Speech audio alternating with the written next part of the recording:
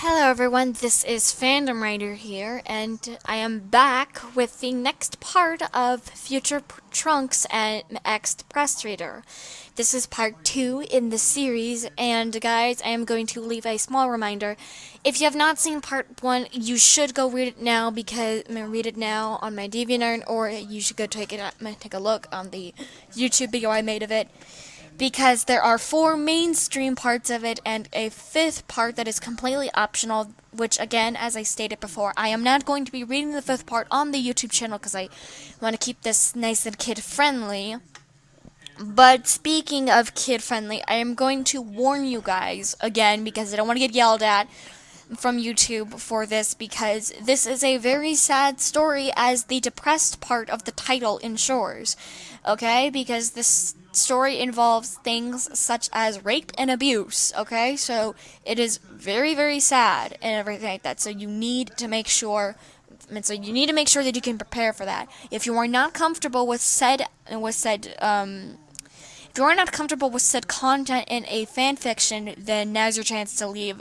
Do not say I did not warn you, because I do not want to get yelled at by YouTube, because again, I am leaving a small warning or caution or whatever you want to call it right here, right now. So if you guys don't want to read about that, then go ahead and leave, because I want to make sure that you guys go ahead and get out now if you don't like it. So anyway, let's go ahead and get started. Your name just finished eating dinner with Trunks and Bulma, and you excused yourself to take a shower. Bulma offered you some clothes, and you were just hopping into the shower. As the warm water rushed over your skin, you recollected on the events that happened that very morning before you met Trunks. You were walking home from school when you were jumped by a man. He covered your mouth as you struggled, and you tried to scream, but he growled. "Shut up, girlie." He dragged you across the street and threw you into a black van with darkened windows so no one can see inside. He began to beat and rape you.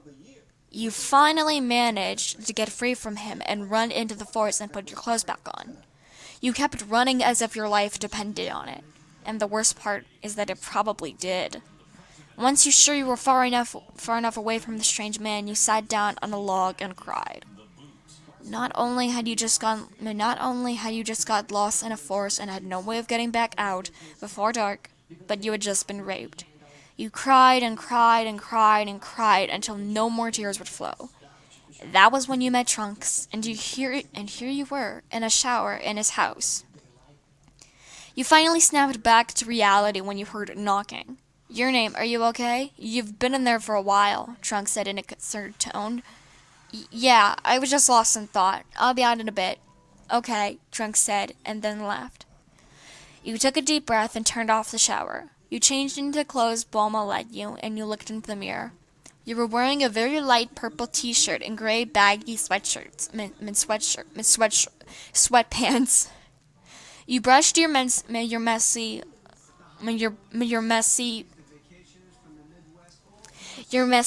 hair color hair, and then left the bathroom. Bulma offered you some dessert, and you figured you can go for some sweets. You went into the kitchen, and Bulma looked at you and smiled. I figured it would fit you perfectly. What do you want for dessert?" "Surprise me." "Okay." Bulma flashed a perky smile that you couldn't help but find sweet. You were at the dinner table talking with Trunks. He just began rambling on about himself and his mother. You couldn't help but find it kind of cute.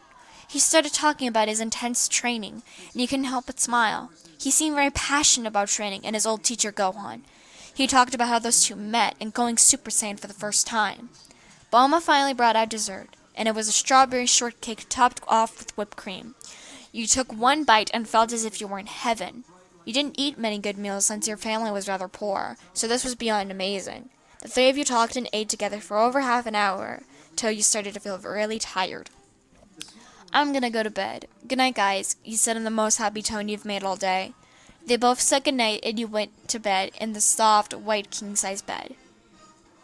You were sobbing in the strong yet soft arms of Trunks. Something terrible had just happened the next day between you and your parents. You just got home and your mom was asking you where you were for the past 2 days while your drunk dad didn't care to listen. You explained everything that happened from the strange man to Trunks and Bulma finding and taking care of you. You didn't know why, but your mom became furious with you. So you just let that guy rape you? You didn't bother to fight back? But Mom, no. I don't want to hear it. Get out of my house, you little slut. But Mom, no buts. Get out. She screamed at the top of her lungs as she pushed you outside of the house as your father did nothing to stop it. You began to cry. You ran all the way to Capsule Corp and pounded on the door. Trunks opened the door and automatically saw how upset you were and brought you inside. You sobbed and sobbed and sobbed and held onto Trunks for dear life. He rubbed your back and said calming words to try and calm you down. I'm so sorry, your name. I really am, Trunks whispered in your ear, which sent shivers down your spine. You couldn't describe it, but you didn't want to let him go. You wanted to be held in his embrace forever. Something about his strawberry-scented hair and vanilla-scented skin that just brought you something like happiness. You eventually stopped crying and fell asleep. Trunks smiled and laid you in his bed and pulled his blanket over you and left the room as quietly as possible. Trunks' point of view. I closed my bedroom door as quietly as possible and went into the living room to get some water. Mom looked up from her book and asked in a concerned tone, "How's she doing?" "She's okay, I guess. She fell asleep, so I just let her use my bed." "Aw, Trunks, that's so sweet," Mom said, and I felt my cheeks heat up a bit, just a tad bit. I didn't blame Mom for being worried about her. I mean, after all, she just got kicked out of her home by her mom just because she was raped. I took a deep breath and decided to take a break and train for a while to let off some steam. "Mom, I'll be in the gravity chamber. Let me know if your name wakes up." "Okay, sweetie." Mom flashed her signature smile and I went onto the gravity chamber. I set the gravity to 95 times Earth's normal gravity, which was my limit so far, and began training. Once I got the hang of walking and just standing up in general, I began doing push-ups and sit-ups. But there was just one thing. I couldn't get my mind off the fact that your name was raped. And just, in the short amount of time I've known her, she seemed like such a sweet girl that she didn't deserve to have such a horrible thing after her, let alone her mom kicking her out because of it. Just the thought of her getting beaten so badly and yelled at by her mother made me go Super Saiyan, and I punched my invisible opponent so hard it felt like my arm was going to pop out of its socket. Finally, I was too tired to keep training, so I turned off the gravity, and I went back to normal and went back inside. To be continued. So that was the second part of the Dragon Ball Z Future Trunks X Depressed Reader story, and I'm going to be releasing part 3 next, very quickly, because I am wide awake and I have nothing else to do. I also might release a one-shot of another fandom, but either way, we're going to find out, but we're not going to find out until later. So in the meantime, guys, this is Fandom Writer, and I will be seeing you all very soon. Bye-bye.